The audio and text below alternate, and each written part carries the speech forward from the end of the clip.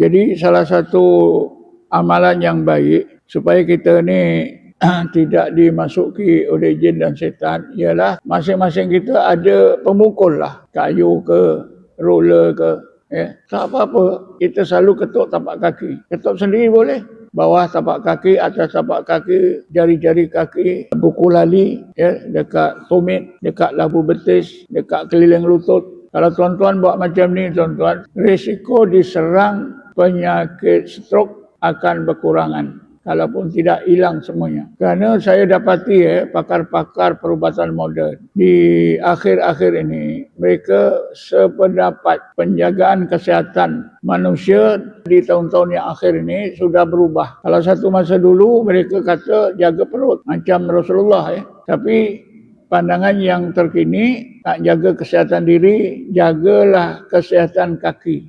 Saya dapati salah satu jaga kesihatan kaki, apa dia? Ketuk, pukul kita sendiri.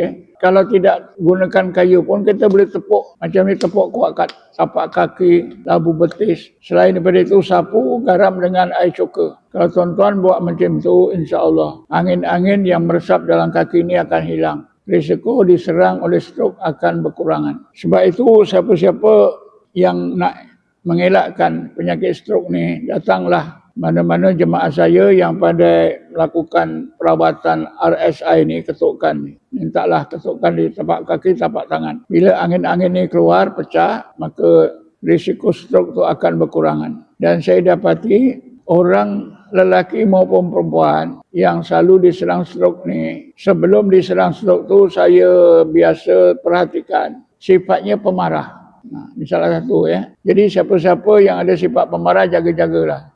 Tiap-tiap kita tahu aku ni pemarah ke tidak. Kalau orang Kelantan kata apa, bengking. Kalau sifat bengking tu, jaga-jagalah. Telinga nipis, tak boleh dengar sikit, dia nak marah. Itu jaga-jaga. Karena saya dapati, mereka yang kena stroke kiri atau kanan tu, bila saya tanya keluarga, oh dia ni Ustaz, memang pemarah. Ini satu ilmu yang bagus Mana tahu antara kita ni ada sifat pemarah. Itu cepat-cepatlah. Pemarah ni tuan-tuan, jinnya dekat mana? Jinnya duduk sini kawasan ni.